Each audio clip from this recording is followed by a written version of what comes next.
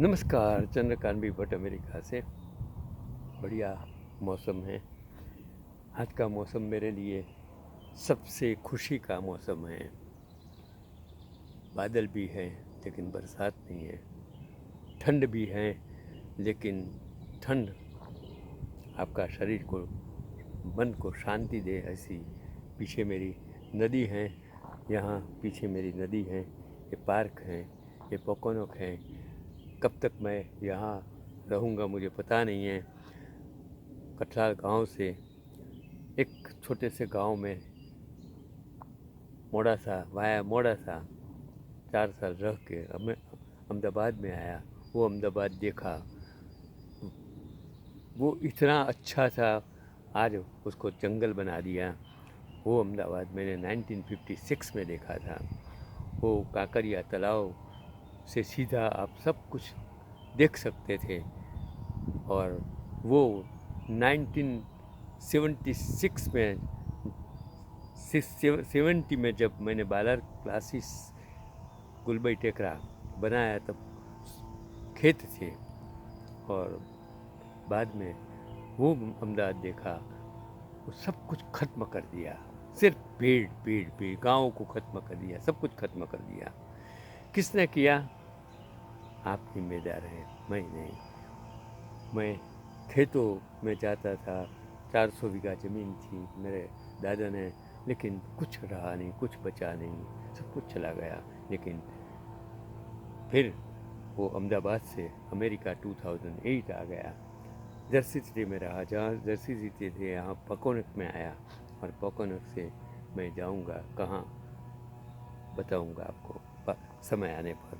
लेकिन आज मैं बात करता हूँ एक बढ़िया, मैंने पढ़ा, आपको अच्छा लगेगा, मेरा ख्याल है ऐसा कि आपको बहुत अच्छा लगेगा।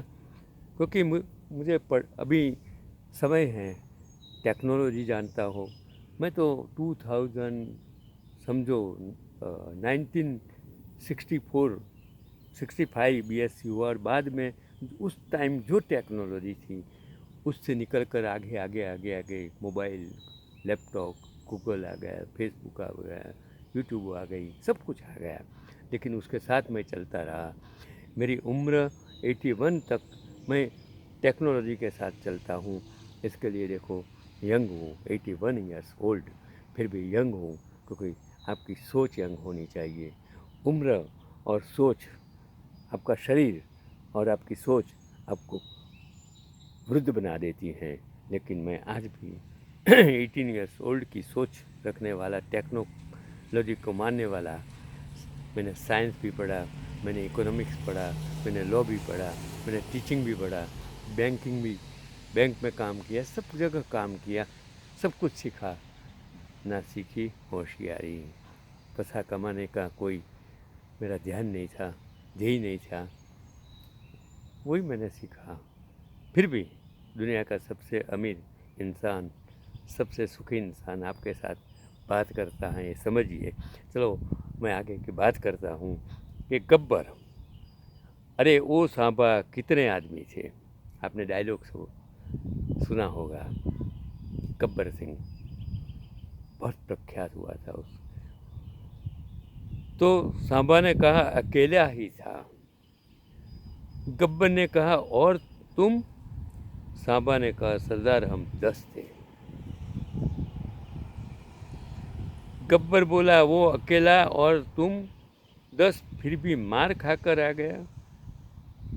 सांबा ने कहा सामने एक था और हम 10 थे। तो गब्बर ने कहा तुम 10 थे और वो एक था, फिर भी तुम मार खा के क्यों आ गए? सांबा बोला वो सबसे अलग था। आज हम पाकिस्तान को गाली दे रहे हैं, हम मेरे घर में घुस कर मार जाता है, वो इंसान को हम पकड़ नहीं सकते। हम RDX कहाँ से 300 किलो आया हम पकड़ नहीं सकते हैं। फिर भाषण देते हैं कि मैं उसको बता दूंगा, उसकी नानी याद आ जाएगी। सोचिए, जाने दो। वो इंदिरा गांधी थी, उसने नानी का शब्द, वो राजीव गांधी थे, नानी का अर्थ बता दिया। आप नहीं बता सकते। तो गब्बर ने बोला, मुझे उसकी पहचान बताओ। सांबा ने बोला, सरदार उसके गले में रुद्राक्ष की माला, माथे पर तिलक और धोती कुर्ता पहने हुआ था। देखो, ये समझने की बात है, मतलब क्या है आप समझेंगे कि उसने कहा सरदार उसके गले में रुद्राक्ष की माला थी, माथे पर तिलक था, ये माला थी। मेरे में तिलक नहीं है भाई साहब, मैंने धोती नहीं पहनी है, बस फर्क इतना ही है कि रुद्राक्ष था कि माला, माथे तिलक और धोती कुर्ता पहने हुआ था। तो गब्बर ने कहा, ओ तेरी की, तुमने मेरा नाम तो नहीं बताया होगा ना? सांबा ने कहा, नहीं सरदार, मगर आप इतना चौक क्यों गए? गब्बर ने कहा, अरे यहाँ से जल्दी भागो सालो। ये डायलॉग मुझे बहुत अच्छा लगा। आप भी सोचेंगे कि डायलॉग में क्या कहना चाहते हैं। तो सांबा ने कहा, मगर क्यों सरदार? गब्बर ने कहा, अरे भागो, तुमने ब्राह्मण को छेड़ दिया है। देखिए, भारत के इतिहास में, हिंदुस्तान के इतिहास में, देश के इतिहास में वो ब्राह्मण क्या कर सकते थे? परशुराम पृथ्वी को नक्षत्र कर दी थी, क्षत्रिय विहोणी कर दी थी, वो थे परशुराम। चाणक्य कौन थे? चंद्रगुप्त मौर्य, विवेकानंद कौन थे? वो लोग जिसने विज्ञान में, वो कौन थे? भृगु ऋषि कौन है? वो ऋषियों कौन थे? राजकारण में लाल बहादुर शास्त्री, मोरारजी देसाई, नेहरू, अटल बिहारी वाजपेयी, ये कौन थे? देखिए, ब्राह्मण इतिहास को बदल सकता है, ज्ञान भी दे सकता है। अगर आप उसको छेड़ेंगे तो परशुराम भी बन सकता है। वो है ब्राह्मण। ब्राह्मण का अर्थ ही होता है बुद्धिशाली इंसान, नहीं वो ज्ञाति है, नहीं वो समाज है। ब्राह्मण का अर्थ होता है कि जो बुद्धिशाली है, जो पवित्र है, जो ईमानदार है, जो अपनी बुद्धि का उपयोग देश भक्ति के लिए, समाज के लिए, समाज की सेवा के लिए करता है, वो ब्राह्मण होता है। गीता में बताया हुआ जो 4 वर्ण हैं वो कर्म से होता है। ब्राह्मण वो कर्म करता है, शिक्षा देता है, ज्ञान देता है।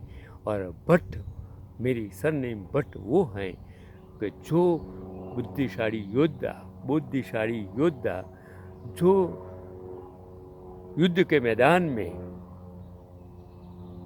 युद्ध का आयोजन करता है, मार्गदर्शन करता है,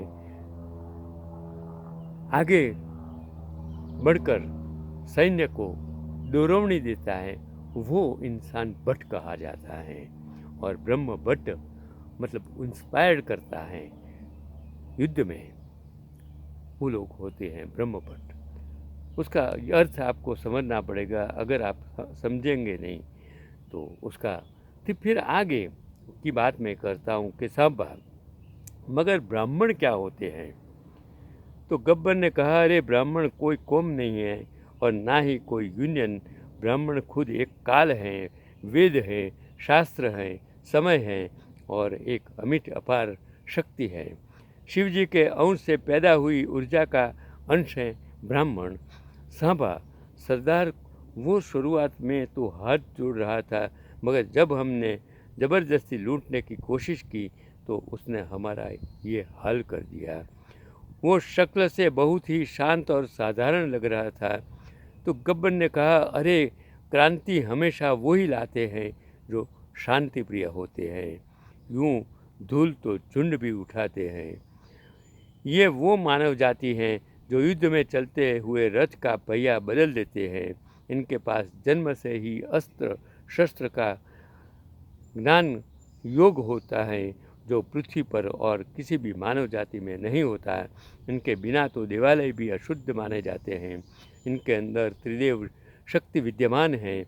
ब्रह्मा जी का ब्रह्म ज्ञान, विष्णु जी का स्तुतिकरण, शिव जी का अमित प्रभाव, देवों का भी सबसे प्रिय मानव वो ब्राह्मण ही हैं, क्योंकि ये हर क्षेत्र में निपुण हैं। वो चाहे अस्त्र शस्त्र हो, काल वैदिक शास्त्र हो या भौतिक जगत ज्ञान हो, इस पृथ्वी पर वर्तमान में 42 करोड़ 43 लाख ब्राह्मण हैं। अगर पृथ्वी के एक कोने पर मिलकर खड़े हो गए तो पृथ्वी को एक तरफ झुका सकते हैं। सबसे ज़्यादा ब्राह्मण की जनसंख्या वाला देश हिंदुस्तान 4 करोड़ 80 लाख। सबसे ज़्यादा प्रतिशत ब्राह्मण जनसंख्या वाला राज्य राजस्थान 50% ब्राह्मण हैं। और ब्राह्मण के देश हिंदुस्तान, नेपाल, श्रीलंका, भूटान, तिब्बत, म्यांमार, चीन, अफगानिस्तान, तुर्किस्तान। और ब्राह्मण के संस्कार सबसे अहम हैं। ब्राह्मण की शक्ति सबसे अमिट है। ब्राह्मण का सम्मान सबसे बड़ा सम्मान है। और ब्राह्मण ना राज के भूखे हैं, ब्राह्मण ना ताज के भूखे हैं। ब्राह्मण एक अमिट शक्ति है। ब्राह्मण सम्मान और संस्कार के भूखे हैं।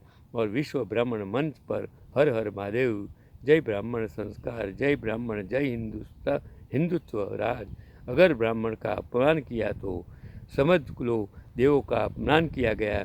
और ब्राह्मण को खुश रखेंगे तो देव भी खुश रहेंगे। हर हर महादेव। अगर ब्राह्मण वंश से हो तो आप आगे शेयर कर सकते हैं, इग्नोर तो जलने वाले भी कर देंगे। मैं हर हर महादेव ब्राह्मणों के बारे में इतना सुंदर लिखने वाले को मैं शत शत नमन करता हूँ, क्योंकि मैं ब्राह्मण हूँ, मैं बालार्क हूँ, मैं सूर्यपुत्र हूँ, आपका ज्ञान देने वाला इंसान हूँ, चंद्रकांत भट्ट हूँ। सभी को ये अगर अच्छा लगे तो आप भी ब्राह्मण आगे बेचकर बन सकते हो। जय परशुराम, जय ब्राह्मण।